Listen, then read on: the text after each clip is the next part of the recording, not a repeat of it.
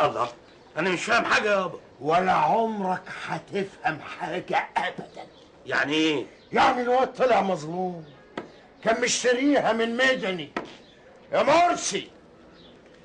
ايوه يا حاج.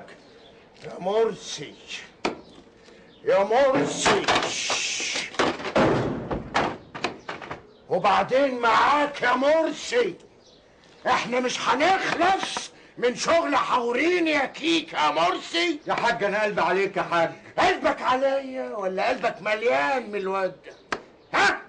هو انت عايز بالعافيه يا مرسي؟ يابا فهمني ايه الموضوع.